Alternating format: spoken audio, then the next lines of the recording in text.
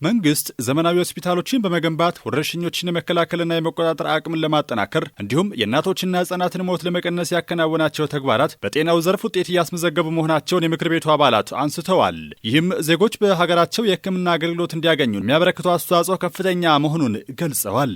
መንግስት ዘመናዊ ሆስፒታሎችን በመገንባት የወረርሽኝ መከላከል አቅምን በማጠናከርና የእናቶችና ህጻናት ሞትን ለመቀነስ ባደረጋቸው ሪፎርሞች በጤናው ዘርፍ ተጨባጭ ውጤቶች እየተመዘገቡ ይገኛሉ። ይህ ስትራቴጂካዊ ኢንቨስትመንት ዜጎች በሀገራቸው ያለውን የሕክምና አገልግሎት እንዲያገኙ እና ወደ ውጭ ሀገራት ይደረግ የነበረው ከፍተኛ ወጪ የሚጠይቅ የሕክምና ጉዞ ለመቀነስ መሰረት እንደሚጥል ተስፋ ተደርጓል። በጤና ተቋማት የሚስተዋሉ የመድኃኒትና የሕክምና መሳሪያ ቁሳቁሶች ጉድለት ለመቅረፍ ምን አይነት እርምጃዎችን እየወሰደ ይገኛል የሚለውንም ጥያቄ አንስተዋል። በተለያዩ የጤና ተቋማት ውስጥ የሚታየው የመድኃኒትና የሕክምና መሳሪያዎች እጥረት እንዲሁም የአገልግሎት ጥራት ክፍተቶች አሁንም የህዝብ ዋና ቅሬታ ሆኖ ይታያሉ። ክቡር ጠቅላይ ሚኒስትር፣ መንግስት የመድኃኒት አቅርቦትን ችግር፣ የሕክምና መሳሪያዎችን እጥረት እና አልፎ አልፎ የወባ በሽታ ጨምሮ እየተነሳ ያለውን የወረርሽኝ ስጋቶችን ለመቅረፍ ምን አይነት ተጨባጭ እርምጃዎች እየወሰደ ይገኛል?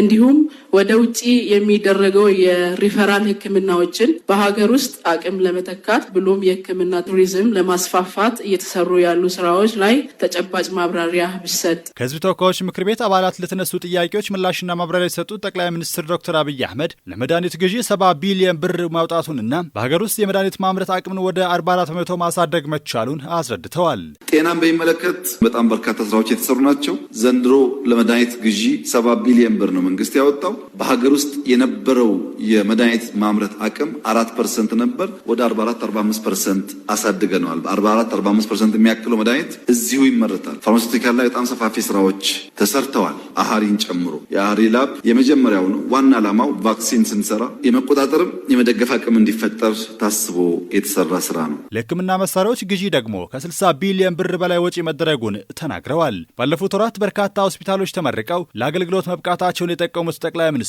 በሚቀጥሉት ወራት የሚመረቁ ሌሎች የጤና ተቋማት ይኖራሉ ሲሉም አስታውቀዋል። የሕክምና መሳሪያዎች ከ60 ቢሊዮን በላይ ነው ያወጣ ነው። ብዙ መሳሪያዎች እያስገባን ያለ ነው። ኢትዮጵያ ትልቅ ሀገር ናት። በ2 እና 3 ሆስፒታል ስራ የኢትዮጵያን ፍላጎት ማሟላት አይቻልም። አዲስ አበባ ውስጥ ባለፉት ጥቂት ወራት ብዙ አስመርቀናል። በሚቀጥለው 2-3 ወርም እንደዚሁ የሚመረቁ አሉ። ጳውሎስን ብቻ ብትወስዱ የድሮ ጳውሎስ ተጨማሪ 1000 አልጋ ተጨምሮ በጣም ትልቅ ሆኖ ተገንብቷል። ግን በቂ አይደለም። አሁንም ባክሎጉ ሰፊ ስለሆነ በጣም ብዙ ስራ ይጠበቅብናል። በሀገር ውስጥ የሚመረቱ መድኃኒቶችም በዓለም አቀፍ ደረጃ ተቀባይነት እንዲኖራቸው ተደርገው የተሰሩ መሆናቸውን ያብራሩት ጠቅላይ ሚኒስትሩ ቀጣይ ትኩረታችን በውጭ ሀገራት የምናያቸውን ዘመናዊና ደረጃቸውን የጠበቁ ሆስፒታሎችን በሀገራችን መገንባት ነው ሲሉም ጠቁመዋል። ፋርማሲውቲካል ላይ ሆስፒታል ላይ በነበረው ግንባታ በመቆጣጠር አቅማችን ምክንያት የዓለም የመድኃኒት ቁጥጥር ኤጀንሲ ኢትዮጵያን ማቹሪቲ ሌቭል 3 ብሏታል።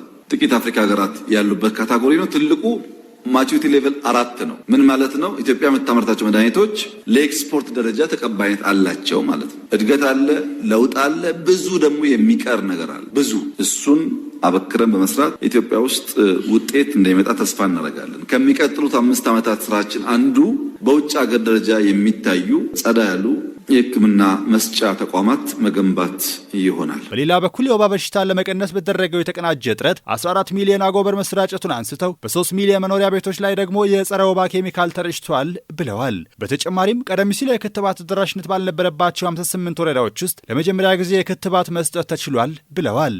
ወደ 14 ሚሊዮን አጎበር አሰራጭተናል። በነጻ የምናሰራጨው 3 ሚሊዮን ቤት ገደማ ጸረ ወባ ተረጭቷል። ለመጀመሪያ ጊዜ በ58 ወረዳዎች ክትባት ሰጥተናል። አዲስ ነው። ከዚህ ቀደም ክትባት አልነበረም ለወባ።